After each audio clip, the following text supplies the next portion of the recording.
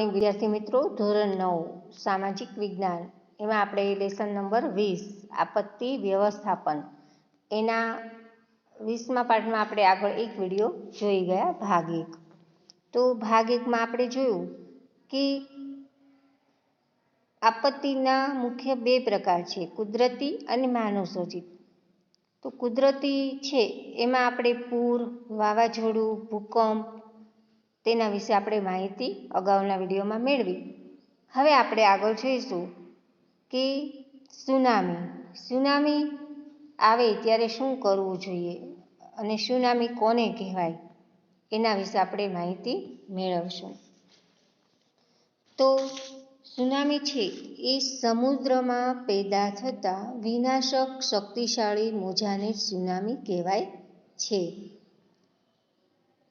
સમુદ્રમાં પેદા થતા એટલે કે સમુદ્રની અંદર ઉદ્ભવતા વિનાશ કરનારે તો એ શક્તિશાળી મોજા છે એને સુનામી કહેવાય છે.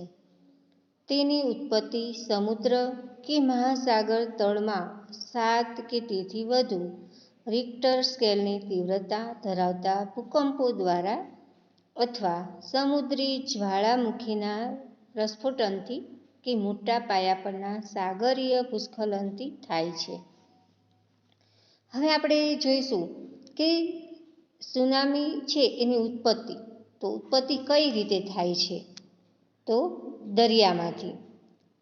તો સુનામી છે 3 રીતે આવી શકે છે. પહેલું તો દરિયા કે સમુદ્રમાં જે ભૂકંપ આવે છે તે, સમુદ્રની અંદર જ્વાળામુખી થાય અને સાગરીય છે ભૂસ્ખલન એની અંદરથી પણ જે જમીન હોય, જમીન ઉપર જે ડુંગર, પથ્થર એ બધું નીચે પડે એટલે સુનામી ઉદ્ભવે છે. તો આ 3 રીતે સુનામી ઉદ્ભવે છે. સુનામી શબ્દનો અર્થ જાપાનીઝ ભાષામાં વિનાશક મોજા એવો થાય છે. વિનાશક એટલે વિનાશ કરનારા. તો જાપાનીઝ ભાષામાં વિનાશક મોજા એવો સુનામીનો અર્થ થાય છે. મોટે ભાગે સુનામીની ઉત્પત્તિ સમુદ્ર તળના ભૂકંપો દ્વારા જ થાય છે. સમુદ્રના તળ એટલે નીચે, સમુદ્રની નીચે ભૂકંપો દ્વારા થાય છે. તેથી તેને ભૂકંપીય સાગર મોજા તરીકે પણ ઓળખવામાં આવે છે. મોટે ભાગે સુનામીની ઉત્પત્તિ સમુદ્ર તળના ભૂકંપો દ્વારા જ થાય છે.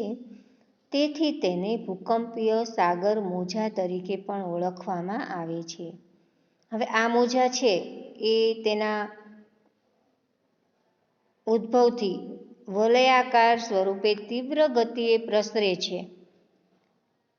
ઉદ્ભવ સ્થાનેથી એટલે જે જગ્યાએથી ઉદ્ભવે છે તે સ્થાનેથી વળેલા આકાર સ્વરૂપે તીવ્ર ગતિએ પ્રસરે છે. વલયાકાર એટલે વળેલો આકાર. ઊંડા સમુદ્રમાં તે ઓછી ઊંચાઈને કારણે નજરે પડતા નથી, પણ કિનારાની નજીક અને છીછરા સમુદ્ર ક્ષેત્રમાંથી પસાર થતા તે વિનાશકારી સ્વરૂપ ધારણ કરે છે. છીછરા એટલે સાવ ઊંડા ન હોય તેવા. તો જે કિનારાની નજીક અને છીછરા હોય તે સમુદ્ર છે એ ક્ષેત્રમાંથી એટલે એ વિભાગમાંથી પસાર થાય અને વિનાશ રૂપ ધારણ કરે છે. તેની ઝડપ કિનારા પાસે ઓછી થાય છે અને ઊંચાઈ વધી જાય છે. આ જ કારણથી કિનારાના ક્ષેત્રોમાં પાણીની એક દિવાલ બની આગળ વધી અને ભારે તબાહી બચાવે છે. તબાહી એટલે નુકસાન થતું બચાવે છે. હવે આપણે જોઈશું કે 26 ડિસેમ્બર 2004ના રોજ હિન્દ મહાસાગરમાં આવેલ મહાવિનાશક સુનામીએ થાઈલેન્ડ, ઇન્ડોનેશિયા, ભારત, શ્રીલંકા સહિતના દક્ષિણ પૂર્વ એશિયાના દેશોમાં લગભગ 2 લાખથી વધારે લોકોનો ભોગ લીધો હતો. એટલે કે 26 ડિસેમ્બર 2004ના રોજ ભારત દેશના દક્ષિણમાં હિન્દ મહાસાગર છે, તો એ હિન્દ મહાસાગરમાં આવેલ મહાવિનાશક એટલે મોટું નુકસાન કરનાર આ બધા દેશો છે એમાં મોટું નુકસાન થયું હતું અને તેમાં 2 લાખથી વધારે લોકો મૃત્યુ પામ્યા હતા. અને આ સુનામીની પરિસ્થિતિ અનુભવી ત્યારે આ જે છે એમાં ઘણા લોકો મૃત્યુ પામ્યા. તો આધુનિક સાધનોની મદદથી સુનામીની જે પૂર્વ રચના સૂચના આપે છે, તો તેના આવવાના સમયના ચોક્કસ અંદાજો કાઢી શકાય છે. તો અત્યારના સમયમાં જે સાધનો છે એના દ્વારા આપણે સુનામીની પરિસ્થિતિ જોઈ શકીએ છીએ કે અગાઉ આપણને ચેતવણી આપી દે છે કે તમે અહીંયા જે નજીક હોય, જે પાણી બહુ જ હોય, પાણી ભરાણ હોય અને સુનામી હોય એવા વિસ્તારથી તમે થોડાક દૂર રહેવા જતા રહ્યો. એટલે એવી રીતે આપણને ચોક્કસ સમય આપી દે છે. અને ભવિષ્યમાં હજુ પણ આ અંગે સાવચેતી દાખવી જાનહાનિ અટકાવી શકાશે. એટલે જો આપણને આવી સૂચના આપે અને આપણે તરત જ ત્યાંથી જતું રહેવું પડે. તો આ હતું સુનામી. તો આપણે સુનામીમાં જોયું કે સમુદ્રમાં પેદા થતા વિનાશક શક્તિશાળી મોજાને સુનામી કહેવાય છે. તેની ઉત્પત્તિ છે એ કઈ રીતે થાય છે? સુનામીની ઉત્પત્તિ કઈ રીતે થાય? તો 3 રીતે. તો પેલું દરિયા કે સમુદ્રમાં જે કોઈ ભૂકંપ આવે છે તેના દ્વારા સમુદ્રની અંદર જ્વાળામુખી થાય. અને ત્રીજું સાગરકીય ભૂસ્ખલન થાય, એટલે કે ઉપરની જમીન હોય એમાં ડુંગર પથ્થર એ બધું નીચે પડે, એને ભૂસ્ખલન કહેવાય. તો આ 3 રીતે સુનામી આવે છે. અને સુનામીનો અર્થ છે જાપાનીઝમાં એને વિનાશક મોજા એવું કહેવાય છે. વિનાશક એટલે વિનાશ કરનારા મોજા. મોટા ભાગે સુનામીની ઉત્પત્તિ સમુદ્ર તળના ભૂકંપો દ્વારા જ થાય છે. સમુદ્ર તળ એટલે સમુદ્રની નીચે, તળ એટલે નીચે, સમુદ્રના નીચેથી ભૂકંપો દ્વારા જ થાય છે. તેથી તેને ભૂકંપીય સાગર મોજા તરીકે પણ ઓળખાય છે. અને આ મોજા છે એ તેના ઉદ્ભવ સ્થાનેથી વલયાકાર સ્વરૂપે તીવ્ર ગતિએ પ્રસરે છે. વલયાકાર એટલે વળેલા આકાર સ્વરૂપે. અને ઊંડા સમુદ્રમાં તે ઓછી ઊંચાઈને કારણે નજરે પડતા નથી. તો આપણે આ સુનામી વિશે સમજ્યા. હવે આપણે આગળ જોઈશું સુનામી આવે ત્યારે શું કરવું જોઈએ. તો પહેલું તો છે કે સુનામીની સૂચના મળતા સમુદ્ર કિનારાથી દૂર સલામત અંતરે ખસી જવું જોઈએ. એટલે જ્યારે આપણને સૂચના મળે સુનામીની, તો તરત જ આપણે સમુદ્ર કિનારાથી દૂર આપણે જે સલામત રહીએ તે જગ્યાએ જતું રહેવું પડે. રેડિયો હાથ વગો રાખવો અને તંત્ર દ્વારા મળતી સૂચનાઓ અનુસાર વર્તવું. રેડિયો છે એને આપણે હાથ વગો જ એટલે કે હાથ સાથે જ એટલે રાખવો અને આપણને જલ્દી મળી જાય તેવી રીતે. અને તંત્ર દ્વારા જે સૂચનાઓ મળે, માહિતી મળે એ અનુસાર જ આપણે વર્તવું જોઈએ. નવા બાંધકામ કે વસાહતોનું નિર્માણ સુનામીના પાસા ધ્યાનમાં લઈને કરવું. એટલે નવું બાંધકામ થતું હોય અને વસાહતો એટલે કે સોસાયટીઓ, જે નવી સોસાયટીઓનું નિર્માણ થતું હોય, તો એ સુનામીના પાસા ધ્યાનમાં લઈને જ કરવું જોઈએ. એટલે દરિયા કિનારાનો વિસ્તાર હોય તો તે રીતે ત્યાં બાંધકામ કરવું જોઈએ. મેંગ્રુવ વનસ્પતિ સુનામીની અસરો એકંદરે ઘટાડે છે, તેથી તેનો વ્યાપ વધે તેવા પ્રયાસો કરવા જોઈએ. મેંગ્રુવ એટલે ઝાડનું નામ છે અને મેંગ્રુવ નામના જંગલો પણ હોય છે.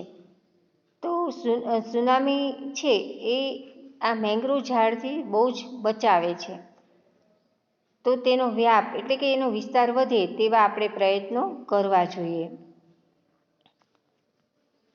હવે જ્યારે આપણે સુનામી આવે ત્યારે શું ન કરવું જોઈએ તે આપણે જોઈએ. કિનારે આવેલા ઊંચા મકાનો ઉપર આશરો ન લેવો. કારણ કે તે વિનાશક મોજાની અસરથી તૂટી શકે છે. એટલે જ્યારે સુનામી આવે ત્યારે આપણે શું ન કરવું જોઈએ, તો એમાં આપણને અહીંયા દર્શાવ્યું છે કે કિનારે આવેલા ઊંચા મકાનો પર આશરો આપણે લેવો જોઈએ નહીં, એટલે કે ત્યાં રહેવું જોઈએ નહીં, કારણ કે ત્યાં વિનાશકારી મોજાની અસરથી તૂટી શકે છે. સુનામી ઓસર્યા પછી તંત્ર દ્વારા સૂચના મળે તે પ્રમાણે સમુદ્ર કિનારા તરફ ન જવું. એટલે કે સુનામી ઓસર્યા પછી જ્યારે તંત્ર આપણને સૂચના આપે પછી જ આપણે ફરવું જોઈએ, ત્યાં સુધી આપણે ત્યાં રહેવું જોઈએ. સુનામીના મોજા શાંત પડી જાય, એટલે કે તમને બતાવ્યું છે કે સુનામી ઓસર્યા પછી જ તંત્ર દ્વારા જ્યારે સૂચના મળે ત્યારે જ આપણે એ તરફ સમુદ્ર કિનારા તરફથી ખસી જવું જોઈએ, ત્યાં સુધી આપણે રહેવું જોઈએ. આપણને સૂચના ન મળે તંત્ર દ્વારા તે પહેલાં સમુદ્ર કિનારા તરફ આપણે જવું જોઈએ નહીં. હવે આપણે જોઈશું દુષ્કાળ. તો દુષ્કાળ એટલે શું? તો ચોમાસામાં વરસાદ ઓછો પડે અથવા તો બિલકુલ ના પડે, એટલે પાણીની અછત જોવા મળે છે, તો એને દુષ્કાળ કહેવાય. ખેડૂતો છે એનો બધો જ પાક નિષ્ફળ જાય, વરસાદ ન આવવાને કારણે ખેડૂતો છે એનો બધો જ પાક નિષ્ફળ જાય અને તે લોકો નારાજ થઈ જાય, એટલે આપણે તેને દુષ્કાળ કહેવાય છે. દુષ્કાળ છે એ અત્યંત વિનાશકારી લાંબા સમય સુધીનો પ્રભાવી કુદરતી પ્રકોપ છે. તેની અસર જીવસૃષ્ટિના અસ્તિત્વ માટે જરૂરી એવી બાબતો પાણી, ખોરાક સાથે પ્રગાઢ રીતે જોડાયેલી છે. પ્રગાઢ એટલે ખાસ ઊંડે સુધી, અને અસ્તિત્વ એટલે રહેવા માટે. તો દુષ્કાળની અસર છે જીવસૃષ્ટિના રહેવા માટે જરૂરી એવી બાબતો છે પાણી અને ખોરાક સાથે ખાસ ઊંડે સુધી જોડાયેલી છે. મોસમી આબોહવાના વિસ્તારોમાં અનિયમિત વર્ષાઋતુ અને ઓછા કે નહિવત વરસાદના વર્ષોમાં દુષ્કાળની સમસ્યા ઉદ્ભવે છે. મોસમી આબોહવાના એટલે મોસમ પ્રમાણે હવા હોય અને એવા વિસ્તારોમાં અનિયમિત એટલે કે નિયમિત ન હોય તેવું, તો વર્ષાઋતુથી અને ઓછા કે નહિવત એટલે ઓછા જ તેમ, એટલે ઓછા વરસાદના વર્ષોમાં દુષ્કાળની સમસ્યા ઉદ્ભવે છે, કારણ કે ખેતી પાકો, અનાજ અને જીવસૃષ્ટિ પાણી પર સંપૂર્ણ રીતે એટલે પૂરેપૂરું રીતે અવલંબે છે. તો ખેતી પાકો છે, અનાજ છે, જીવસૃષ્ટિ છે, એ બધું પાણી વગર શક્ય નથી. અછતની પરિસ્થિતિ પાણીના અભાવને લીધે સર્જાય છે. તો વરસાદ ન પડે એટલે પાણી પણ ન હોય, તો એના રીતે આપણે અછત સર્જાય છે. આ પરિસ્થિતિમાં ખેતી અને કુદરતી વનસ્પતિને હાનિ પહોંચે છે. પાણી જ ન હોય તો ખેતીને પણ નુકસાન થાય અને કુદરતી વનસ્પતિ છે એને પણ નુકસાન પહોંચે. દુષ્કાળની સ્થિતિમાં માનવો માટે અનાજની સાથે સાથે પાલતુ પશુઓના ચારાની સમસ્યા પણ ઊભી થાય છે. એટલે વરસાદ જ ન હોય તો જે પાલતુ પ્રાણી છે એને ઘાસચારાની સમસ્યા ઊભી થાય, અને આપણે જે માનવી છે એને અનાજ ન મળે તો એ સમસ્યા ઊભી થાય. એક જમાનામાં દુષ્કાળમાં ભૂખમરાથી ભારે જાનહાનિ થતી. એટલે એક જમાનામાં એટલે અગાઉના જમાનામાં એક સમયમાં એવું હતું કે દુષ્કાળ આવવાથી ભૂખમરાથી ભારે નુકસાન થયું હતું. જોકે આજના યુગમાં વાહન વ્યવહાર અને સુદૃઢ વ્યવસ્થાપનને કારણે તે નિવારી શક્યા છીએ. એટલે અત્યારે એવો યુગ છે કે વાહન વ્યવહાર હોય છે, એટલે આપણે ગમે તે જગ્યાએથી બીજે જગ્યાએથી આપણે કરી શકીએ છીએ. એટલે જ્યાં અનાજ ન મળે કે ઘાસચારો ન મળે તો આપણે ત્યાંથી મંગાવી શકીએ છીએ. હવે વરસાદ ન હોય તો બધા પ્રાણીઓ ક્યાં જશે? અને આપણને પણ પાણી ન મળે તો આપણે કેટલા મુશ્કેલીમાં મુકાઈ છીએ. એક દિવસ પાણી ન પીએ તો આપણે કેટલા મુશ્કેલીમાં મુકાઈ જઈએ છીએ. તો આ બધા જે જંગલોમાં રહે છે વન્યજીવો, એને પણ પાણી વગર રહી શકતા નથી. અને વરસાદ ન આવે એટલે પાણી પણ ભરાય નહીં, અને પાણી ન ભરાય એટલે વનસ્પતિ પણ સુકાઈ જાય છે. તો આ હતું દુષ્કાળ.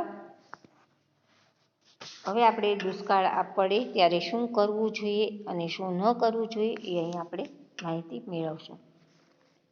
પહેલું તો ખેતીમાં ટપક સિંચાઈનો વ્યાપ વધારવો જોઈએ. એટલે ઓછા પાણીમાં ટપક સિંચાઈ કરી શકાય એવું આપણે વ્યાપ એટલે વધારો કરવો જોઈએ. અનાજની માપબંધી એટલે માપ રાખવું. ઉપલબ્ધ જળજથ્થાનો અંદાજ કાઢી વપરાશનું આયોજન કરવું. એટલે અનાજ છે એની માપબંધી એટલે જરૂર મુજબ જ આપણે ઉપયોગ કરવો જોઈએ, એને વેસ્ટ કરવું જોઈએ નહીં. પાણી છે એ કેટલું ઉપલબ્ધ છે તો તેવી રીતે એનો ઉપયોગ કરવો જોઈએ. રાહત કામો અને સસ્તા દરના અનાજ વિતરણની વ્યવસ્થા ઊભી કરવી. એટલે સરકાર દ્વારા રાહત કામો કરાવી મજૂરી આપે તે રાહત કામ કહેવાય. રાહત કામ કોને કહેવાય? તો સરકાર દ્વારા જે રાહત કામો કરાવે છે અને એને મજૂરી આપે છે તો તેને રાહત કામો કહેવાય. સસ્તા દરના અનાજ વિતરણની વ્યવસ્થા ઊભી કરવી. સસ્તા દર એટલે વ્યાજબી ભાવની દુકાનો જે તમે જોઈ હશે, અહીં આપણે ઘણી બધી હોય છે, તો એ સસ્તા દરની વ્યાજબી ભાવની અનાજની દુકાનોની વ્યવસ્થા કરવી જોઈએ.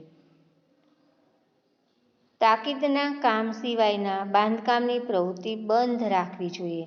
હવે આપણને જરૂરી હોય ખાસ તો જ આપણે એનું બાંધકામ ચાલુ રાખવું જોઈએ, પણ જરૂરી હોય નહીં તો આપણે તેને બાંધકામ બંધ કરવું જોઈએ. હવે દુષ્કાળના કારણે જે અનાજનો પણ ભૂખમરો આવ્યો હતો પહેલાંના સમયમાં, જે લોકો ભૂખ્યા અને તરસ્યા જોવા મળતા હતા અને ઘણા લોકો તો મરી પણ ગયા હશે દુષ્કાળમાં. તો આ બધું દુષ્કાળ આવે ત્યારે શું કરવું એ આપણે જોઈ ગયા. હવે આપણે જોઈશું કે દુષ્કાળ આવે ત્યારે શું ન કરવું જોઈએ તેના વિશે આપણે માહિતી મેળવશું. અનાજનો બગાડ અટકાવવા મોટા ભોજન સમારંભો ન યોજવા જોઈએ. ભોજન સમારંભો એટલે જમણવાર. અનાજનો બગાડ અટકાવવા એટલે અનાજનો બગાડ ન થાય તેના માટે આપણે મોટા જમણવાર છે એ બંધ કરવા જોઈએ. નાગરિકોએ અનાજ કે ઘાસખારાની સંગ્રહખોરી કરવી જોઈએ નહીં. સંગ્રહખોરી એટલે સ્ટોક, એટલે એમ કે એનો સ્ટોક રાખવો જોઈએ નહીં. ઘણા છે એ જ્યારે અનાજને ઘાસચારો મળતો હોય ત્યારે સ્ટોક કરી લે અને પછી જ્યારે દુષ્કાળ આવે ત્યારે ઘણા લોકો કાળા બજારમાં વેચી દે છે. તો એ આપણે અટકાવવું જોઈએ. હવે આપણે જોઈશું દાવાનળ. તો દાવાનળ છે, દાવાનળ એટલે શું? તો દાવાનળ એટલે જંગલોમાં લાગતી આગ, જે મોટા પાયા પર ફેલાઈને ભારે વિનાશ સર્જે છે.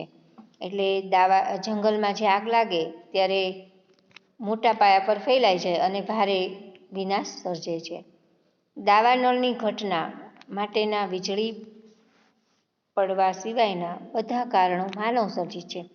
વીજળી પડે છે એ આપણને ખબર હોતી નથી, તો એ કુદરતી છે, પણ બાકી જે છે એ માનવસર્જિત છે. જેમ કે સળગતી બીડી, સિગારેટ, દીવાસળી ફેંકવી, પર્યટકો, યાત્રિકો કે પશુ ચરાવનારાઓ દ્વારા સળગતી સામગ્રી છોડી દેવી જે મુખ્ય છે. એટલે આપણે જ્યારે જંગલમાં ગયા હોય ત્યારે બીડી કે સિગારેટ કે દીવાસળી ફેંકવી જોઈએ નહીં. પર્યટકો, યાત્રિકો જે ફરવા ગયેલા છે તો એ લોકો પણ ત્યાં કાંઈ પણ સળગતું ફેંકવું જોઈએ નહીં. પશુ ચરાવનારાઓ દ્વારા સળગતી સામગ્રી છોડી દેવી જે મુખ્ય છે. દાવાનળ છે એ જંગલમાં લાગતી આગ છે એ સૂકી ઋતુમાં પાનખર પછીના સમયે લાગવાની સંભાવના વધારે હોય છે. એટલે સૂકી ઋતુ હોય એટલે ઉનાળાની ઋતુમાં, અને જે પાન ખરેલા હોય છે સૂકા, તો એ સમયે દાવાનળ લાગવાની સંભાવના વધારે હોય છે. ત્યારે જંગલમાંનું સૂકું ઘાસ, ખરેલ પાંદડા ઈંધણનું કામ કરે છે. ઈંધણ એટલે સળગવાનું કામ કરે છે. તો આ પરિસ્થિતિ દાવાનળના ફેલાવા માટે જવાબદાર છે. ગરમી અને ઓછો ભેજ. પવનવાળા દિવસોમાં અનાજમાં આગ ઝડપથી ફેલાવાની સંભાવના હોય છે. કેટલાક વૃક્ષોમાંથી ઝરતો તેલીય પદાર્થ કે જે જ્વલનશીલ હોવાથી તેનાથી આગ ઝડપથી ફેલાય છે. ગરમી એટલે ગરમ ગરમી હોય જ્યારે ઉનાળો હોય અને ભેજ ઓછો હોય તથા પવન હોય એ દિવસોમાં જંગલમાં આગ ઝડપથી લાગે છે. અને કેટલાક વૃક્ષોમાંથી ઝરતો તેલીય પદાર્થ એટલે જેમ કે ગુંદર, તો ગુંદર છે તેલીય પદાર્થ છે, તો તેમાં આગ ઝડપથી લાગવાની સંભાવના રહેલી છે. જ્વલનશીલ એટલે આગ લાગવી, એટલે આગ લાગે તેવો હોવાથી આ જે બધો પદાર્થ છે આગ લાગે તેવો હોવાથી તેમાં આગ ઝડપથી ફેલાય છે. હવે દાવાનળ છે, ઉનાળામાં ગરમી પડે એમાં એક ડાળી બીજી ડાળી સાથે ઘસડાય અને આગ લાગે અને મોટા પાયા પર વિસ્તરે તો તે દાવાનળ કહેવાય. જંગલોમાં આગ લાગે.